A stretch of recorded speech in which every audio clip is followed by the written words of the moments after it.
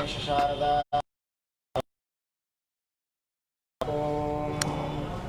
पंचाक्षरमनोपमान् पंचसूत्रो वंदे पंचाचार्यान् जगद्गुरून् विश्वेशलिंगसम्भूतं विश्वविद्याविभोदकं विश्ववन्द्यं सदा वन्दे विश्वाराध्यं वागर्थाविव सम्पृक्तो वागर्थः प्रतिपद्यते जगतः पितरौ वन्दे पार्वती परमेश्वरौ यशिवो देवी सर्वमङ्गला तयो सर्वतो जयमङ्गलम्।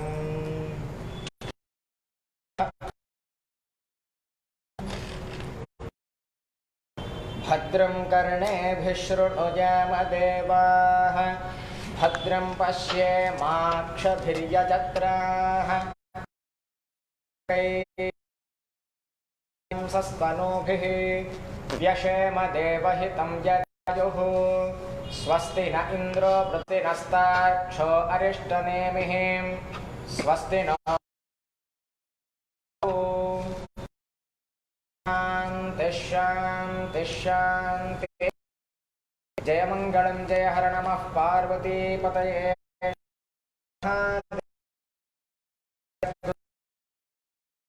के जय काशी विशालाक्षी अन्नपूर्णा समेत विश्वनाथ भगवान के जय जगद्गुरु विश्व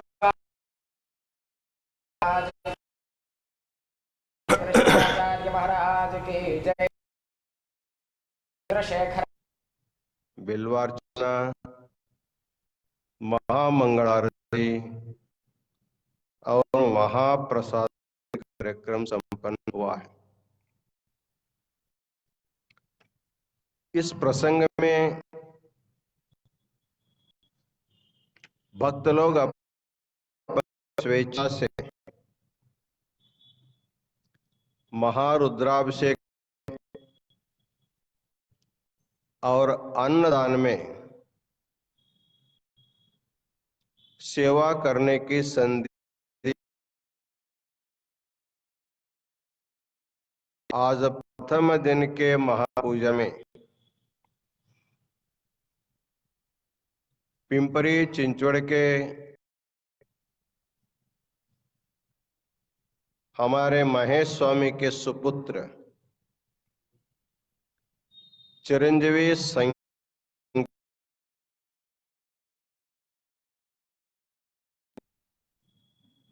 इसलिए उनके परिवार के स्वामी, रोहिणी स्वामी और संकेत स्वामी सब मिलकर महारुद्र की सेवा किया है। इस शुभ प्रसंग में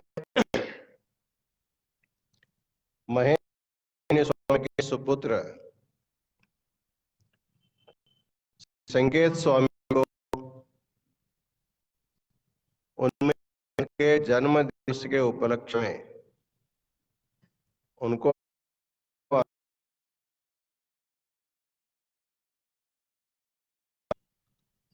भगवान विश्वाराध्य जगतगुरु पंचाचार्य उनको उदंड आयुष्य उत्तम आरोग्य प्रदान करो, माता पिता उनके देश की सेवा की सद्बुद्धि प्रदान करो। ऐसे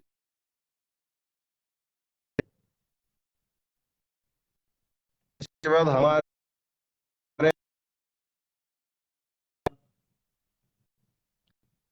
श्रीमती नलिनी गंगाधर चिरमे इन्होंने अपने सुपुत्र सचिन गंगाधर परिवार के सेवा के रूप में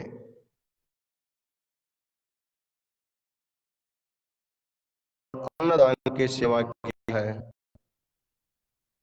उनको भी उनके परिवार करते हैं। इसी प्रकार के विनोद कुमार और उनका सारा परिवार प्रथम दिन के महापूजा और महाप्रसाद के सेवा अतः उनके परिवार के सभी सद्भक्तों को अनंत अनंत मंगलाशीर्वाद प्रदान करते हैं। इस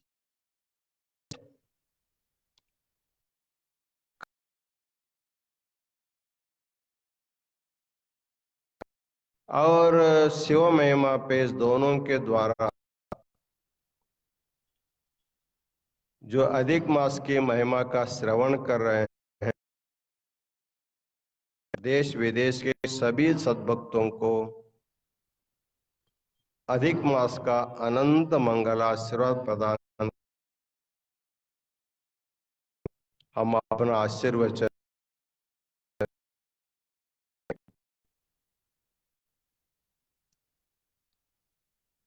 प्रायः अधिक मास के बारे में महाराष्ट्र के भक्तगण अधिक जानते हैं। इधर की महिमा हमारे देश के के लोगों को इसके बारे में जानकारी हो या न भी हो,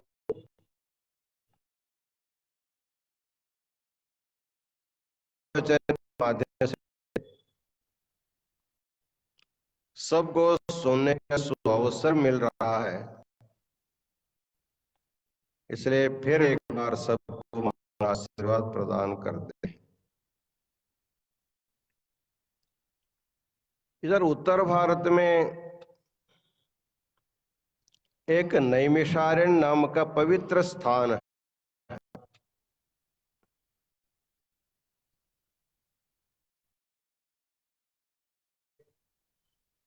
80 किलोमीटर दूरी पर एक बहुत बड़ा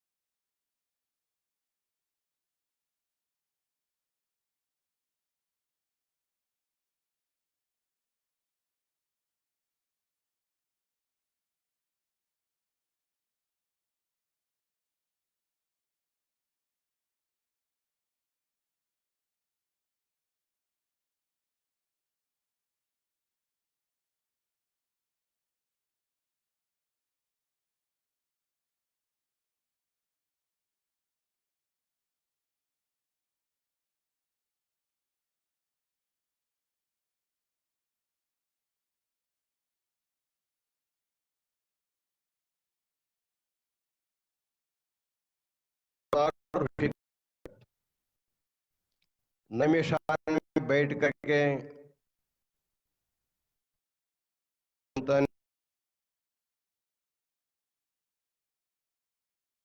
सभी महर्षि बैठे हैं।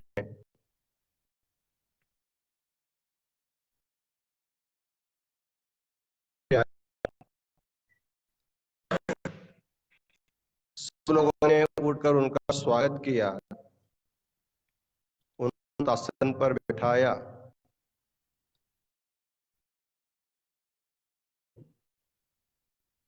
हमको इस बार अधिक मास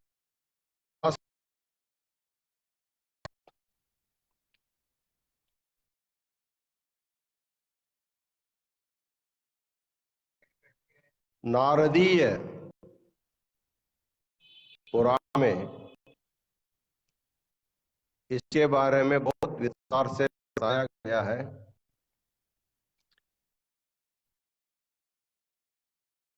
गंगा अड़ा लेकर आपको मैं बताऊं।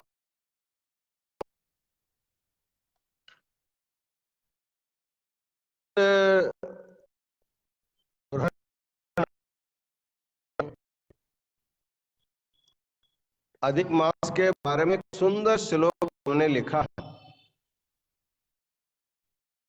मास इतना महत्व का है। वो लिखते हैं गंगा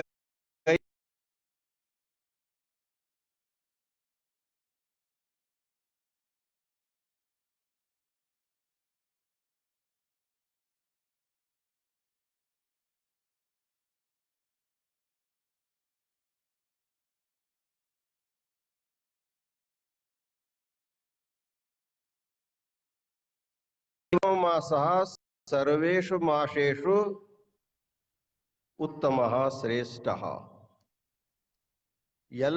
सभी मासों में पुरुषोत्तम मास सर्वश्रेष्ठ है। उसके लिए वो उदाहरण देते हैं, 4-5 उदाहरण दे करके इसकी महत्ता को बताते हैं। पहला है गंगैव तीर्थम। हमारा देश तो तीर्थ क्षेत्रों का देश है।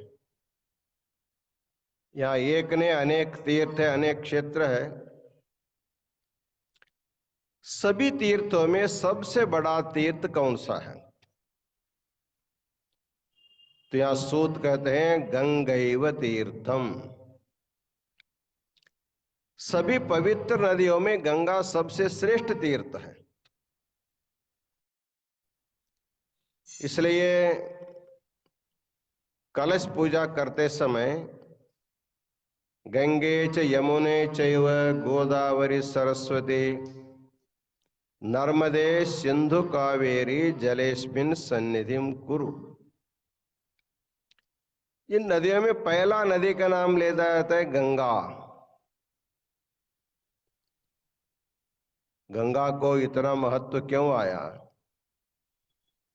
तो गंगा भगवान शिव के जटा से निकली हुई है, इसलिए भगवान शिव को हम लोग गंगाधर कहते हैं। गंगाधर तो शिव के साथ उसका सदा संबंध होने के कारण गंगा नदी सदा सदा के लिए पवित्र मानी जाती है। गंगा सूतक वर्जिता। प्रायः बारिश के दिनों में नदी स्नान निषिद्ध किया गया है। सामान्य नदियों में स्नान नहीं करना चाहिए बारिश के प्रथम बारिश के समय में, क्योंकि वो नदी का रजस्वला समय माना जाता है। सभी नदियों में रजस्वला सूतक हो सकता है, लेकिन गंगा सूतक वर्जिता। गंगा के लिए वो सूतक नहीं है। उसका कारण है गंगा सदा सदा भगवान शिव के साथ संबंध होने के कारण उसको सूतक नहीं लगता है। इसलिए सनातन वीरशैव धर्म में इष्टलिंगधारी जो स्त्री होती है उसको भी सूतक वर्जिता। जैसे गंगा सूतक वर्जित है, गंगा सदा पवित्र मानी जाती है, उसी प्रकार देह पर सदा इष्टलिंग धारण करने वाले लिंगधारी स्त्री भी रजस्वला होने पर भी इष्टलिंग पूजा करने के लिए पवित्र मानी जाती है। इसलिए गंगैव तीर्थम। गंगा का और एक वैशिष्ट्य है, सभी नदियों में जाकर के स्नान करने के बाद जो पुण्य मिलता है वह गंगा नदी में स्नान करने से नहीं, अनंत योजन दूर रहकर भी गंगा गंगेत यो ब्रूयात योजनानां शतैरपि मुच्यते सर्व पापेभ्यो नास्ति नास्त्यत्र संशयः। अनेक योजन, हजारों हजारों किलोमीटर दूर पर आप बैठे हैं, जीवन भर गंगा स्नान करने के लिए प्रयास किया, लेकिन योग नहीं आया, समय अनुकूल नहीं है, परिस्थिति अनुकूल नहीं है, नहीं जा सके। लेकिन जीवन में मरने से पहले एक बार गंगा स्नान सबको अवश्य करना चाहिए। तो महर्षि व्यास ने काशी खंड में गंगा की महिमा बताते हुए कहा है, जीवन भर प्रयास करने के यदि किसी को किसी प्रसंगवश गंगा स्नान करना संभव नहीं हुआ, वह व्यक्ति मरणासन्न हो गया है, अभी थोड़े समय में उसका प्राण निकल जाएगा, तो मरने से पहले गंगा स्नान तो होना चाहिए, तो नहीं हुआ। तो कहते हैं गंगा गंगेति यो ब्रूयात् योजनानां शतैरपि, सैकड़ों योजन दूर रह कर भी यदि गंगा गंगा ऐसे गंगा का स्मरण करता हुआ व्यक्ति प्राण छूट भी जाता है, उसको गंगा स्नान का फल मिल जाता है।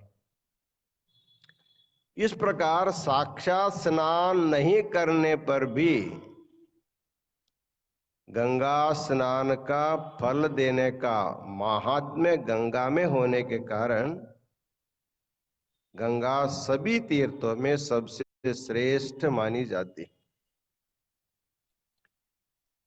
इसलिए कहा कि गंगैव तीर्थम, सभी तीर्थों में जैसे गंगा तीर्थ श्रेष्ठ है, वैसे सभी मासों में पुरुषोत्तम मास श्रेष्ठ है। दूसरा उदाहरण देते हैं, स्मरयेव धन्वी। स्मर का अर्थ होता है कामदेव, वो भी धनुर्धर है। इस प्रपंच में बहुत बड़े बड़े धनुर्धारी है, बड़े बड़े योद्धा है, जैसे परशुराम है, अर्जुन है, कर्ण है, और भी बहुत बड़े धनुर्धारी धनुर्विद्या में श्रेष्ठ विद्या पाए हुए हैं। लेकिन यहाँ कवि का, सूत का कहना है, मनमत के जैसे बड़ा धनुर्धारी कोई दूसरा नहीं है। उसका क्या वैशिष्ट्य है?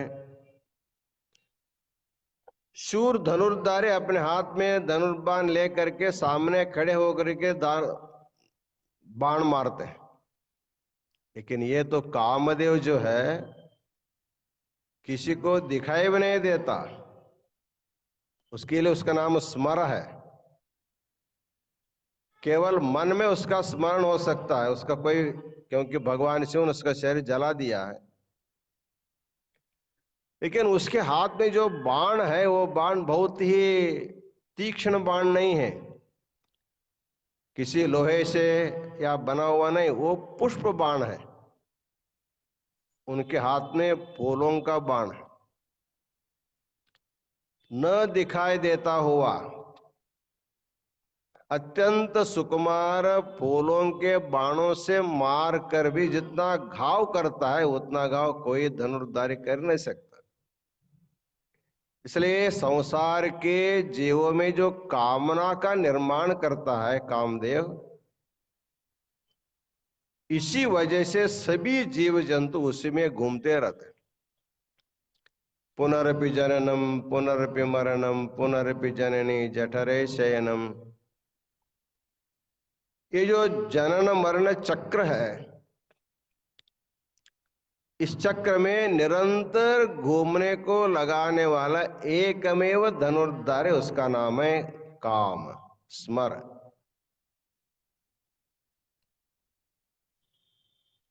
बहुत बड़े बड़े लोगों को भी उन्होंने चित्त भ्रमण किया, उनका नाम है मनमथः, मनः मथनातीति मनमथः। अर्थात मन को इतना खराब कर देता है, उसको सुधारना करने के लिए कई जन्म लग जाते, फिर भी सुधरता नहीं है। भगवान ने जीवों को अनेक जन्म देता है, क्यों? केवल खा पी के जाने मरने के लिए नहीं, मन को सुधरने के लिए भगवान ने आयु देता है। बाकी जन्मों में सुधारना संभव नहीं है, लेकिन मनुष्य जन्म जो भगवान ने जो दिया है, उसका एकमात्र कारण है 100 साल इसलिए दिया है तुम अपने मन को सुधारो। भारत में भीष्माचार्य को 6 महीने तक शरशैया पर मृत्यु की प्रतीक्षा करनी पड़ी। वो इच्छा मरणी थे, जब चाहे तब प्राण छोड़ सकते थे, लेकिन उन्होंने प्राण नहीं छोड़ा। 6 महीने तक उन्होंने प्रतीक्षा किया। उसका कारण था, जिस समय पांडवों के बाण उनके शरीर में गए, उस समय उनका मन उतना स्वच्छ शुद्ध नहीं था। बहुत सारे विचार से घेरा हुआ था। अपने किए हुए अधर्म को याद कर रहा है, उसको बोलना चाहते हैं। तो कम से कम 6 महीने तक भगवत भजन करते हुए, ध्यान का शरशैया पर पढ़कर भगवत भजन करते हुए मन को शुद्ध करके, जब मन शुद्ध हुआ तब शरीर छोड़ दिया। क्योंकि शास्त्रों में कहा गया है, अंते यामति सा गति। जीवात्मा शरीर छोड़ते समय जिस विचार से घेरा हुआ रहता है, उस विचार के अनुसार उनको गति होती है। इसलिए भगवान ने कहा, अंत्य काले च मामेव स्मरण मुक्त्वा कलेवरम। जीवन भर जरे मेरा स्मरण नहीं भी किया हो, लेकिन अंतिम समय में जब शरीर छोड़ता तब तो मेरा नाम लेते हुए, जब शरीर छोड़,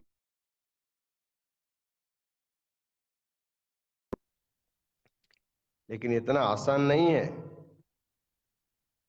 तुलसीदास कहते हैं, जन्म जन्म मुनि यतन कराही, अंतराम कहीं आवत नाही। जीवन भर भगवान का नाम जप करने वाले भी अंतिम समय में भूल जाते हैं। इसलिए भगवान ने मनुष्य को 100 साल जिंदगी इसलिए दिया, अनेक जन्मों में तुम अपने मन को सुधर नहीं पाए, कम से कम इस मनुष्य जन्म में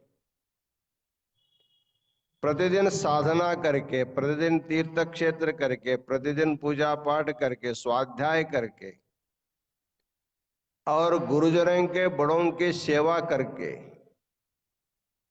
तुम अपने मन को रोज शुद्ध करते। जैसे रोज झाड़ू लगाने से घर शुद्ध रहता है, उसी प्रकार जीवन में प्रतिदिन इस प्रकार की सेवा करते करते जब तेरा मन शुद्ध हो जाएगा,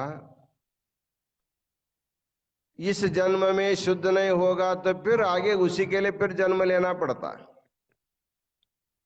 गीता में कहा गया है कि योग कर रहा है, चित्त को शुद्ध कर रहा है, ऐसे करते करते भी नहीं पूरा हुआ तो फिर उसको जन्म लेना पड़ता है।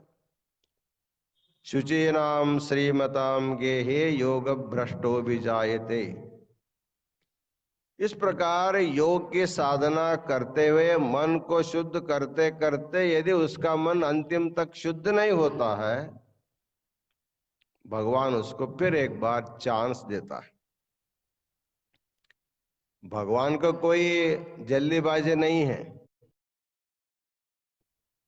वो इतना आपको चांस देता है, तुम कितने बार जन्मो, लेकिन मन शुद्ध करने के लिए तुम्हारा जिंदगी बिताना चाहिए। तो स्मर जो है, काम जो है, सभी जीवों के, सभी मनुष्यों के मन कितना खराब कर देता है। उस खराब मन को सुधरने के लिए कई करोड़ों लाखों जन्म लग जाते हैं। एक बड़ा धनुर्धारी एक बार तीक्ष्ण बाण से मार जाता, हम एक बार मर जाते हैं, लेकिन स्मर का जो बाण है वो एक बार मारता है तो बार बार मरना पड़ता है, बार बार मरना पड़ता है, बार बार जन्म लेना पड़ता है। इसलिए सूत कहते हैं धनुर्धारियों में सबसे बड़ा धनुर्धारी कामदेव है, उसका बड़ा धनुर्धारी कोई दूसरा जैसा नहीं है। वैसे पुरुषोत्तम मास से बड़ा कोई मास नहीं है। तीसरा उदाहरण देते हैं, वित्तंच विद्यैव। संपत्ति के बारे में हम सोचते हैं, सबसे श्रेष्ठ संपत्ति क्या है? कहते हैं वित्तंच विद्यैव, विद्या ही सबसे श्रेष्ठ संपत्ति है। ये घर दार सोना चांदी ये भी संपत्ति है, ये तो अपने प्रारब्ध कर्म के अनुसार मिलते हैं, कभी नहीं भी हो जाते हैं। इसलिए कहा गया है विद्या धनम सर्वधन प्रधानम। विद्या रूपी जो धन है सबसे बड़ा धन है। उसका वैशिष्ट्य क्या है? जैसे आपके पास विद्या रूपी धन बहुत बढ़ गया है, तो राजा आ करके आपको टैक्स नहीं लगा सकता। जैसे आपके पास संपत्ति बढ़ गई, इनकम ज्यादा हो गया, तो आपको इनकम टैक्स देना पड़ता है। राजा का भीति बाह्य संपत्ति के लिए होती, लेकिन विद्या संपत्ति के लिए राजा का डर नहीं है। लेकिन विद्या रूपी संपत्ति को चोर भी नहीं चोरा सकता, चोरी कर नहीं सकता। आप चाहे रोड पर सो जाओ या घर में सो जाओ, कितना बड़ा भी चोर क्यों न होगा, आपके विद्या तक को हाथ भी नहीं लगा सकता। न च चौरहार्यम। और संपत्ति के बारे में भाई भाई में झगड़ा होता है। यहां तक झगड़ा होता है कि कोर्ट कचहरी चलते हैं, जिला कोर्ट से सुप्रीम कोर्ट तक भी लड़ते हैं, लड़ते लड़ते मर जाते हैं और बाद में अपने बच्चों को बता के जब तुम इसको लड़ते रहो।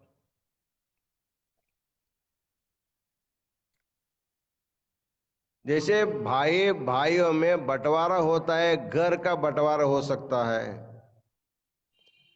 घर में रहने वाले संपत्ति की बंटवारा हो सकती है, लेकिन आपके पास जो विद्या है उसमें बंटवारा कभी नहीं हो सकता। इसलिए न च भ्रातृभाज्यम। और इस विद्या का एक वैशिष्ट्य है, वे कृते वर्धत एव नित्यम। आपके हाथ में 1,000 रुपये हमने दिया, बाजार जा करके कुछ सामान खरीद के लाओ। आप पूरा का पूरा 1,000 रुपये 1 घंटे में खत्म करके आ जाएंगे। व्यय कृते, जैसे आप उसको व्यय करते हो उस खत्म हो जाता है। लेकिन विद्यारूपी जो धन है, जितना आप बांटते हैं, जितना आप देते, उसको आपके पास बढ़ता जाता है। व्यय कृते वर्धत एव नित्यम, रोज रोज बढ़ता है। आप दान नहीं देंगे तो वो घट जाता है। संपत्ति जो है, दान नहीं देने से बचा रहता आपके पास पैसा, लेकिन विद्या बचाने से बचता है, बचाने से घट जाता है, नष्ट हो जाता है। क्षणादूर्ध्वम न तार्किका। आपने MA PhD तक पढ़ लिया, जिस किसी भाषा का 12 साल तक कुछ भी उसका उपयोग नहीं करेंगे तो पूरा जीरो हो जाता है, कुछ भी नहीं बचता। इसलिए विद्या को हमेशा बांटते रहना चाहिए, उसको देते रहना चाहिए। इसलिए कहा है कि सभी संपत्तियों में सबसे श्रेष्ठ संपत्ति विद्या है। जैसे सभी संपत्तियों में विद्या श्रेष्ठ संपत्ति है, उसी प्रकार सभी मासों में पुरुषोत्तम मास श्रेष्ठ माना जाता है। आगे और उदाहरण देते हैं।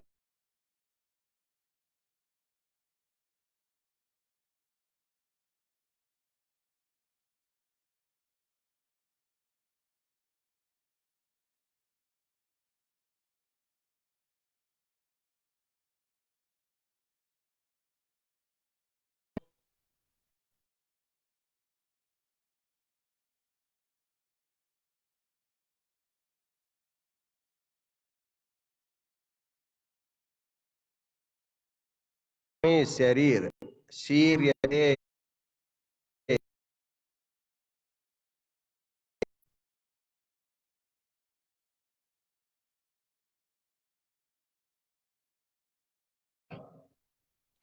उसका नाम देह है। दैहिक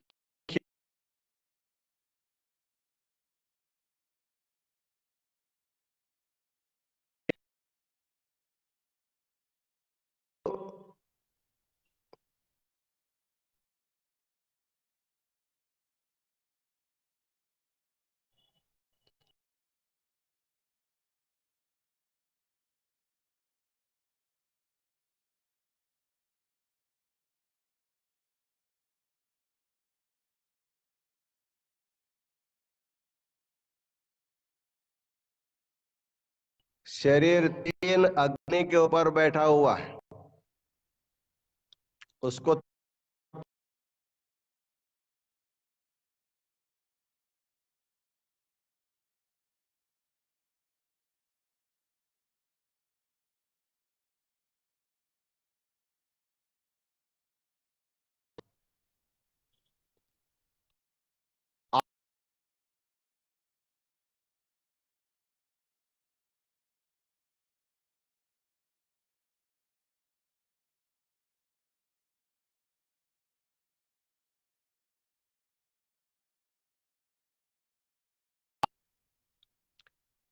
रोग होने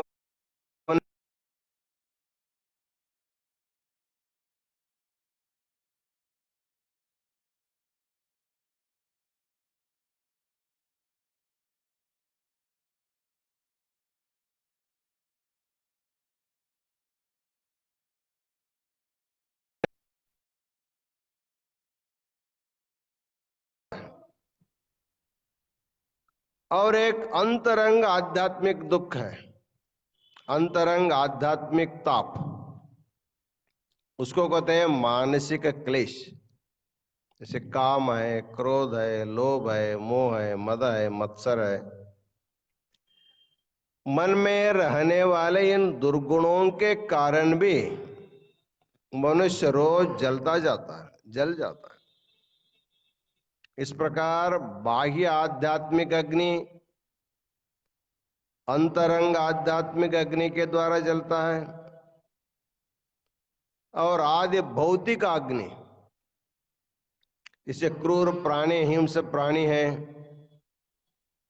इनके द्वारा इनको क्षति पहुंचती है। और आदि दैविक अग्नि है, दैव विपत्तियां है, अतिवृष्टि में फंस गया, अनावृष्टि में गिर गया, इस प्रकार अनेक प्रकार के दैवीय आपत्ति रूपी अग्नि में अग्नि को शरीर को झेलना पड़ता है। एक अग्नि में गिरा हुआ फूल क्षण में भस्म हो जाता है, तो तीन तीन अग्नि में जलता रहा ये शरीर रूपी जो फूल है कितना दिन तक सुंदर रह सकता है।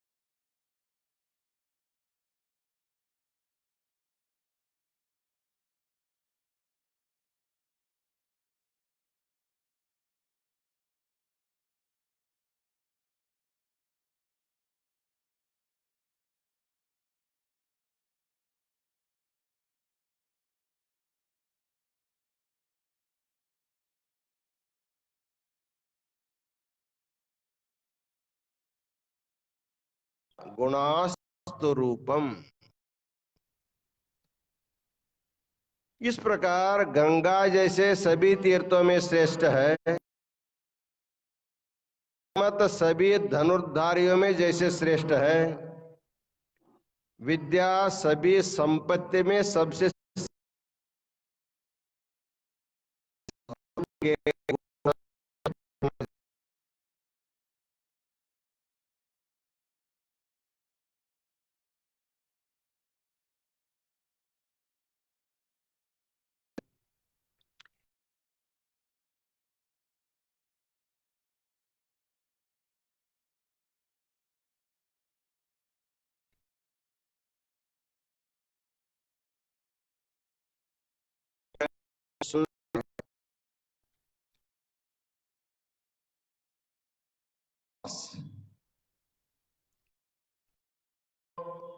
मलमास भी कहते हैं, इसको अधिमास भी कहते हैं, महाराष्ट्र इसको दोंडा मास।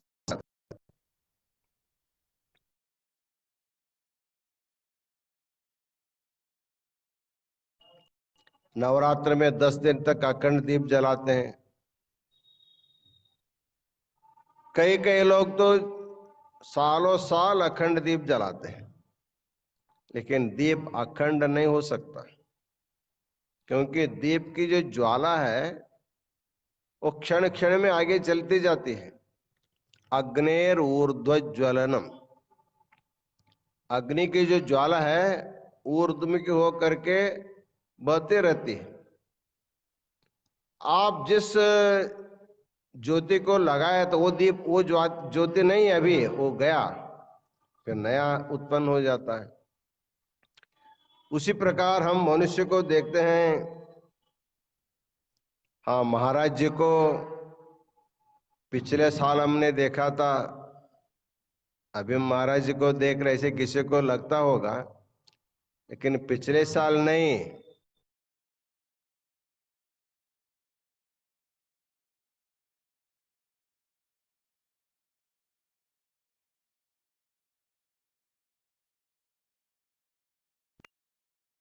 चंद्रमा जैसे एक ज्वार के बहुत बड़ा राशि डाल देंगे और उसको एक तौले का माप से उसको गिनते रहेंगे, यहाँ से उड़ा उड़ा करके दूसरे जागते जाएंगे, कम हो जाता है। इसलिए कवि कहता कन्नड़ में, ಉದಯಾಸ್ತಮಾನವೆಂಬ ಕೋಳ್ಗದೊಳಗೆ ಆಯುಷ್ಯವೆಂಬ ರಾಶಿ ಅಳೆಯುತ್ತಿದೆ ನೋಡ.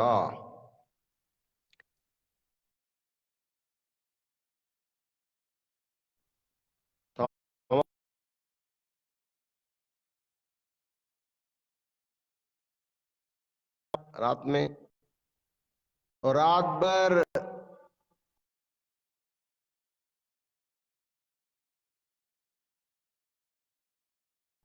इस प्रकार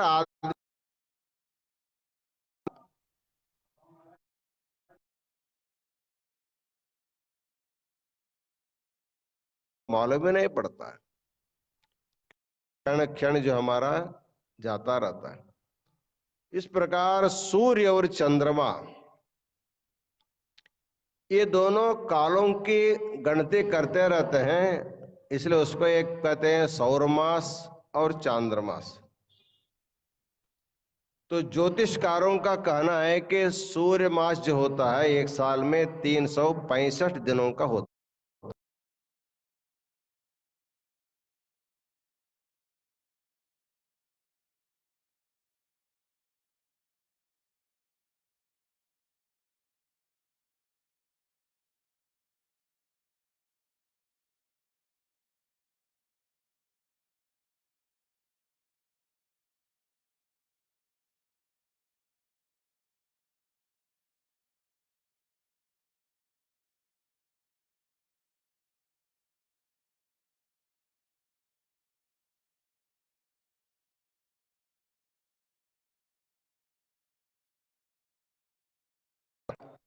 ये तो आगे जाता जाएगा तो फिर समस्या बढ़ जाएगी, इसलिए उसको रोकना चाहिए और दोनों को 3 साल में एक बार इसको अधिक मास मान करके फिर दोनों गति को समान करना चाहिए। साल में 10-10 दिन का ऐसा जो 3 साल में जो 30 दिन जो बढ़ता है, चंद्रमा का जो कम हो जाता है, सूर्य का जो बढ़ जाता है, उसी को अधिक मास मानते हैं।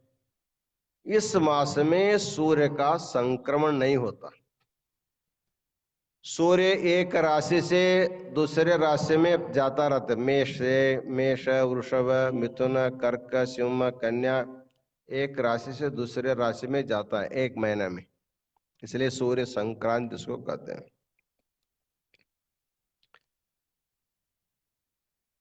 ये सूर्य संक्रांति, ये अधिक मास में सूर्य की संक्रांति नहीं होती है, इसलिए इसको अधिक मास कहा गया और इसको बाद में मलमास कहने लगे।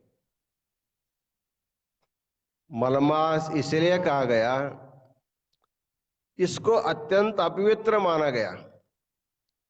जिस मास में सूर्य का संक्रमण नहीं होता है उस मास में किसी प्रकार का शुभ कार्य किया नहीं जाता।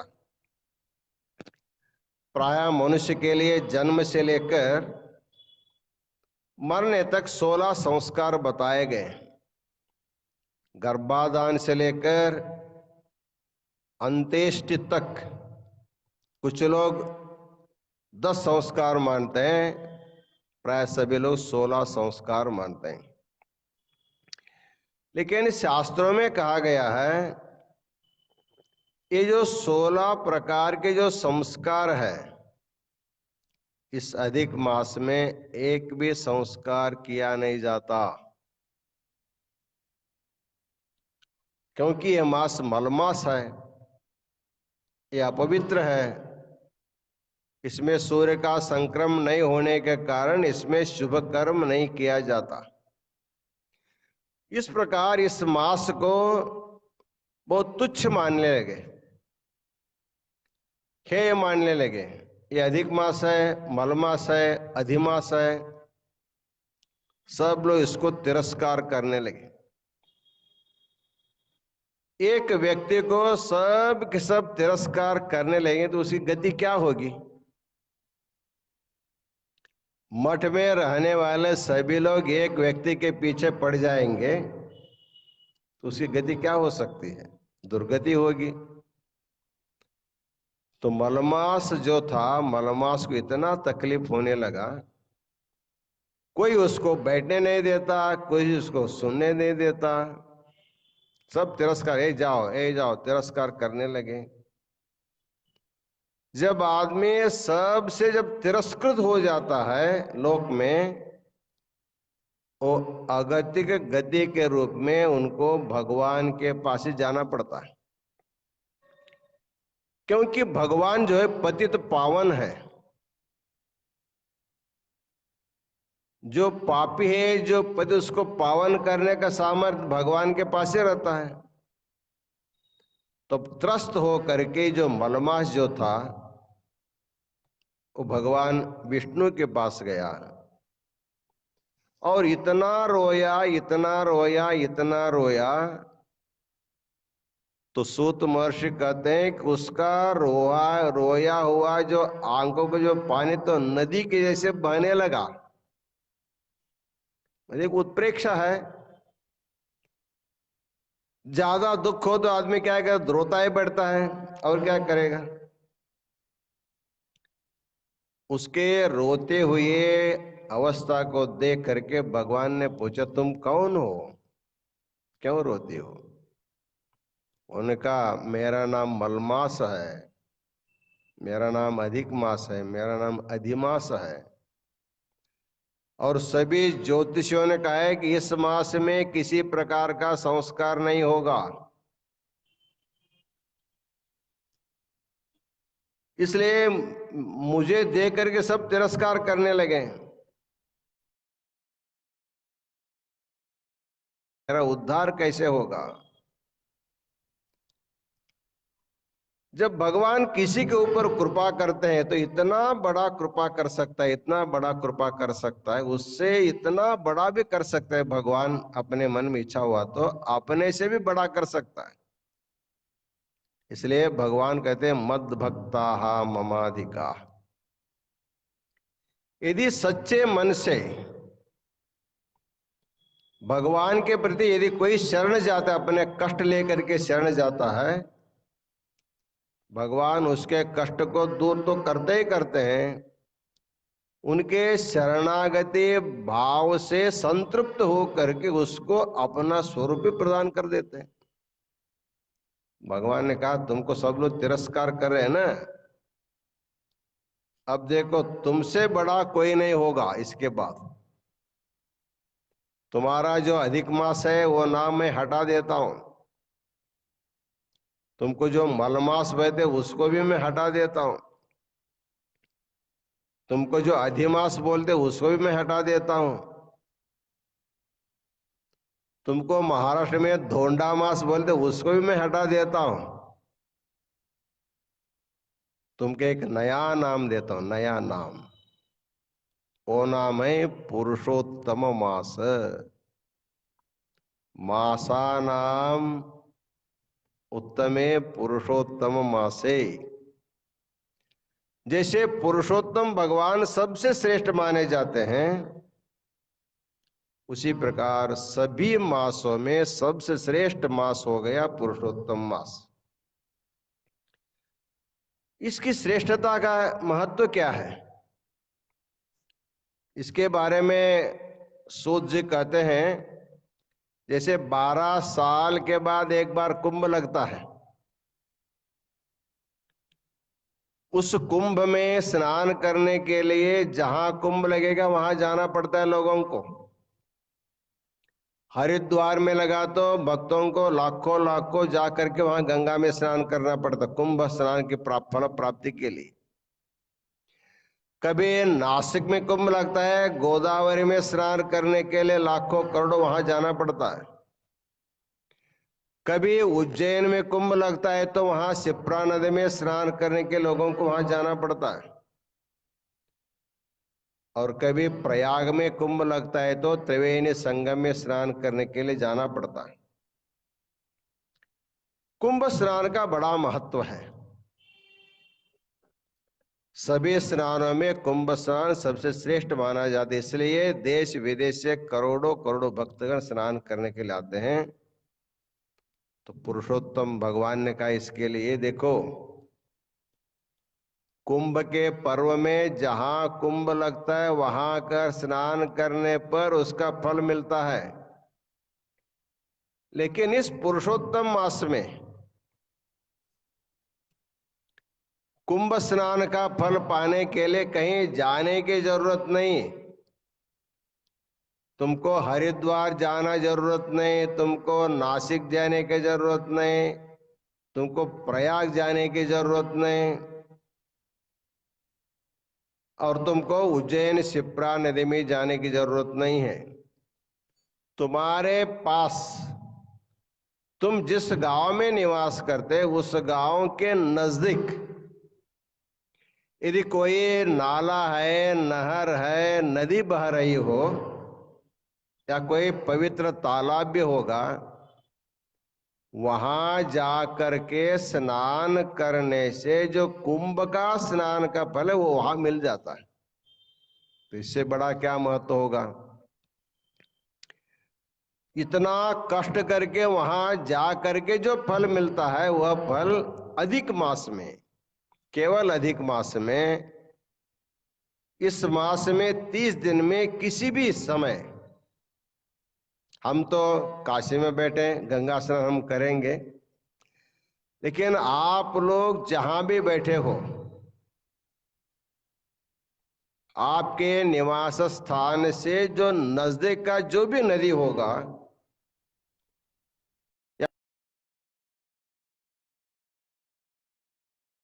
आप जा करके अवश्य एक बार तो अवश्य स्नान करो,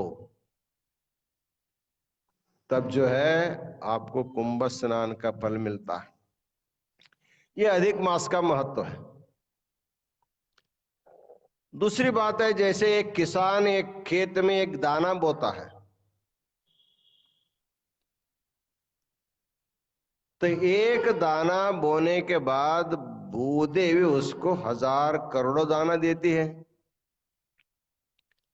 उसी प्रकार अन्य अन्य मासों में किए हुए धर्मानुष्ठान जो फल होता है, एक अनुष्ठान का एक फल मिलता है, लेकिन अधिक मास में किया हुआ व्रत का, दान का, स्नान का जो फल होगा वो करोड़ों करोड़ों लाखों लाखों पट्टे ने अधिक मिलता है। इसलिए अन्य मासों में यदि आपके द्वारा पुण्य कर्म नहीं हुआ होगा तो अधिक मास में अवश्य पुण्य कर्म करना चाहिए। इसलिए अधिक मास सबसे श्रेष्ठ मास माना जाता है। इस प्रकार सूत महर्षि ने शौनिक आदि ऋषियों को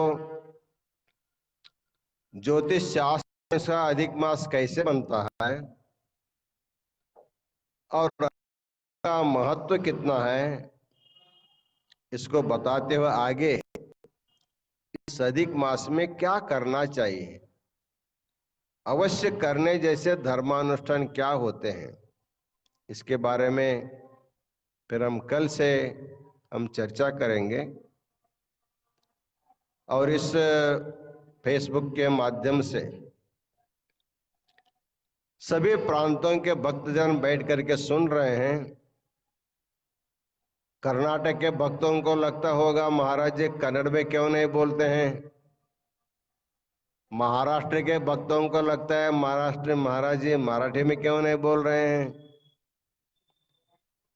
इसलिए ये राष्ट्र भाषा का माध्यम लेकर के, हिंदी सब लोग जानते हैं और हमारी हिंदी तो बहुत कठिन है, बहुत सरल हिंदी होने के कारण सभी प्रांत के, सभी देश के लोग इसको सुन सकते हैं, समझ सकते हैं। इसलिए हम हिंदी का माध्यम लेकर के आज का आशीर्वचन हमारा पूर्ण हुआ है। एक बार फिर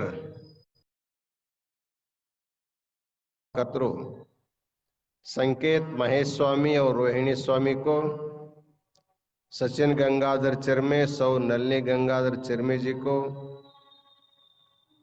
और अरकेरे विनोद कुमार हैदराबाद इनके परिवार को अनंत मंगल आशीर्वाद प्रदान करते हैं। प्रातःकाल 8 बजे से 10 बजे तक जगतगुरु विश्वाराध्य लिंगोद्भव मूर्ति का महारुद्राभिषेक बिल्वार्चना होगी। महास्वामी जी भी उसमें सहभाग लेंगे, इसलिए भक्तों को अधिक मास में आप यहाँ तक आकर के पूजा नहीं भी कर सकते हैं तो वहां घर से बैठ करके भी आप इस पूजा में सहभाग हो सकते हैं। सहभाग होने वाले सभी भक्तों को पुनः एक बार मंगल आशीर्वाद प्रदान करते हुए हम अपना आशीर्वचन पूर्ण करते हैं। ओम शांति शांति शांति। तो नंद बढ़ाएंगे मंगल चौकस।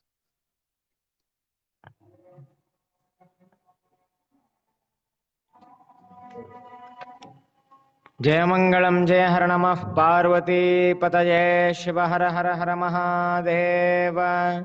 श्री विश्वाराध्याय मंगलम शिव विश्वैकपालाय मंगलम।